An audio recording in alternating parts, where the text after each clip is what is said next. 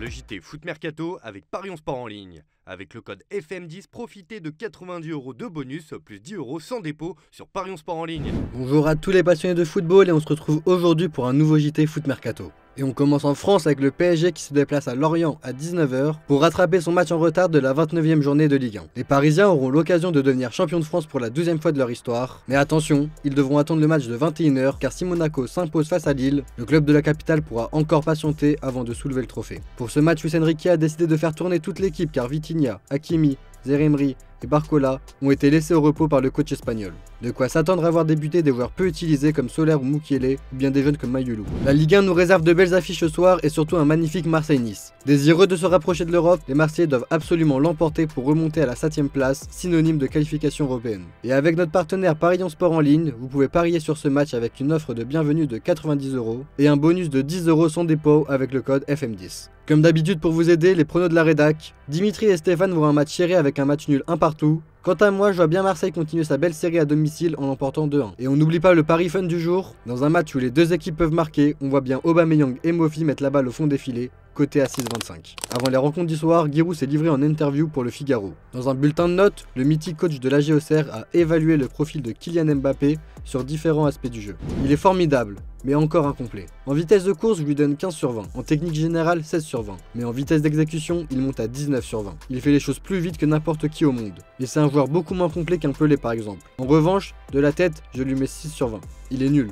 Mais il s'en fiche car il est tellement bon dans le reste. Kylian, c'est maintenant ce qu'il lui reste à travailler. On reste chez le club de la capitale qui est à la recherche d'un nouvel attaquant pour remplacer le départ de Kylian Mbappé. Comme nous vous l'avions révélé en exclusivité l'été dernier, le PSG s'est intéressé au buteur de la Juventus, Dusan Vlahovic. Alors que la vieille dame a joué la demi-finale retour de la Copa contre la Lazio, le Serbe est revenu sur cette rumeur.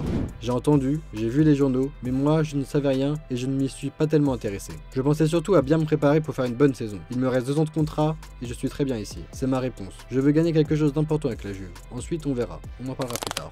On termine en Ligue 1 avec le RC Lens. Si la saison n'est pas encore finie et que les 100 heures peuvent encore croire à la Ligue des Champions, le RC Lens s'active en coulisses pour préparer la saison prochaine. Après avoir officialisé la prolongation de Facundo Medina il y a quelques jours, le club nordiste a bouclé l'arrivée du portier international burkinabé de Charleroi, Hervé Kofi, au poste de numéro 1 bis dans les buts contre une indemnité de 2,5 millions €. Selon nos informations, le club prévoit aussi le départ de Danzo et fixe sa priorité sur Carlos Terrade, international U23 colombien qui évolue au Chicago Fire. Le club entraîné par Frank Hayes veut aussi piocher en National et en Ligue 2 par l'intermédiaire d'Alex Dao, l'une des plus grandes révélations du championnat de 3ème division, et avec l'arrivée du grand espoir ivoirien de Troyes, Abdoulaye Kanté. Il y a aussi un joueur bien connu de la Ligue 1 qui discute avec Lens, un certain Rafid Guitane.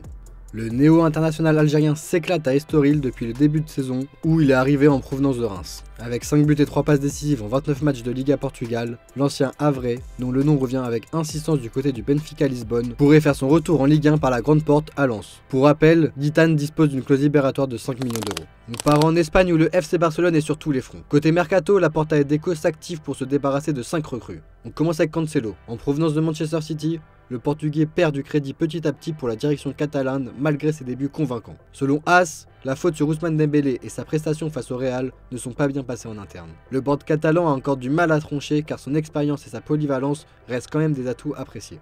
S'il souhaite le garder, Relevo a indiqué que les Sky Blues veulent récupérer 40 à 50 millions € tandis que le Barça pensait plus mettre 30 millions. Affaire à suivre. Son compatriote portugais Joao Félix est aussi proche de la sortie avec des statistiques pourtant honorables de 10 buts et 6 passes décisives. Devancé dans la hiérarchie par Rafinha et Yamal, le Portugais espérait sûrement une autre situation lors de son arrivée au Barça. Laporta s'est montré confiant sur son avenir, mais la possible arrivée d'un Bernardo Silva pourrait vite le faire changer d'avis. Et place désormais à la recrue hivernale du club, Vitor Roque. Le Brésilien n'a presque pas joué et Xavi ne l'a pas utilisé pour les matchs importants. Le coach évoque un manque d'adaptation et demande du temps. Enfin, on finit par les deux indésirables, Inigo Martinez et Oriol Romeu. Le premier paye l'explosion du jeune Cubarsí alors que le deuxième a déçu par ses performances. L'été s'annonce bouillant en Catalogne. Mais le président Laporta fait énormément parler de lui à cause de la polémique sur le but annulé de Lamine Yamal lors du Classico.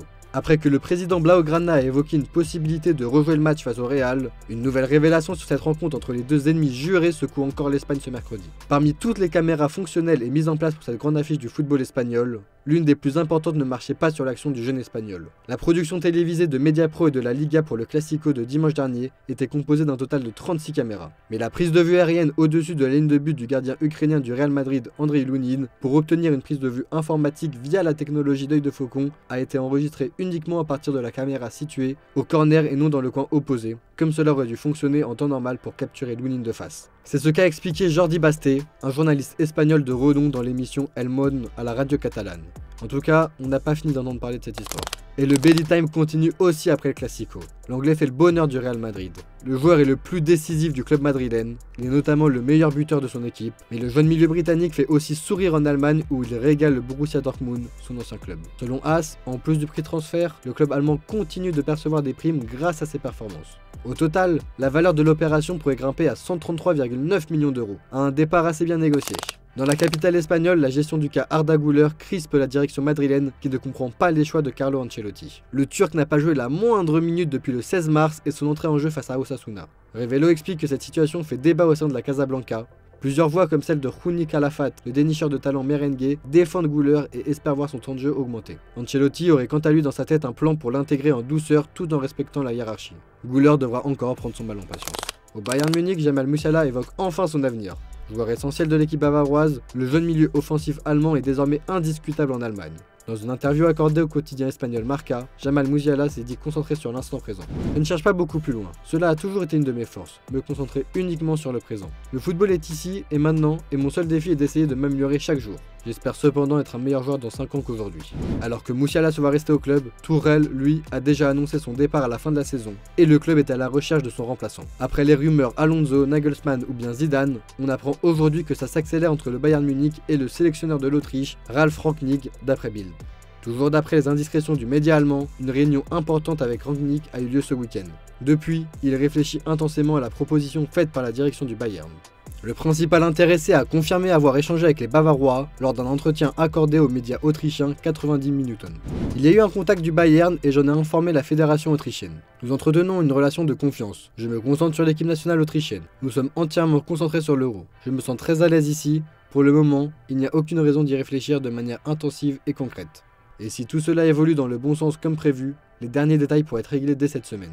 Une situation qu'a évoquée Arsène Wenger. L'ancien coach français a été interrogé par Bild sur le dilemme de l'entraîneur. Pour celui qui a passé la majorité de sa carrière à Arsenal, le choix des Bavarois sera compliqué. C'est un grand défi pour le Bayern. De nombreux grands clubs recherchent actuellement des entraîneurs. Cela signifie que certains clubs doivent prendre des risques, il n'y a pas assez d'entraîneurs. Arsène Wenger est ensuite revenu sur la possibilité de voir Zinedine Zidane débarquer à la tête du club allemand. Zidane ?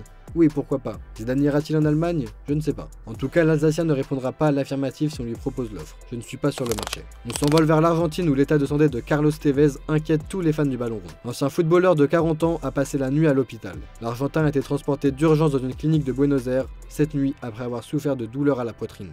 L'entraîneur du club Atlético Independiente souffrait déjà d'hypertension artérielle. Même si l'ancien joueur n'a pas encore communiqué sur son état, les médias locaux associent ces douleurs à son niveau de stress. Les examens effectués par l'hôpital ont été satisfaisants, a néanmoins indiqué le club dans un communiqué. Carlos Tevez restera hospitalisé par précaution jusqu'à ce que les examens soient terminés.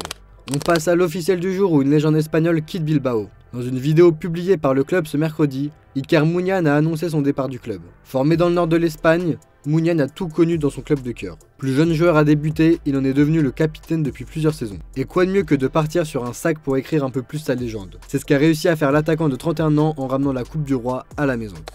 Et on termine ce JT avec l'habituelle image du jour. Champion d'Italie après sa victoire face à l'AC Milan, les Interistes peuvent célébrer un 20e Scudetto. Ce passage symbolique d'une nouvelle dizaine nécessite un changement de look total pour les Italiens. Je vous laisse regarder ça et je vous dis à demain pour un nouveau JT sur Foot Mercato.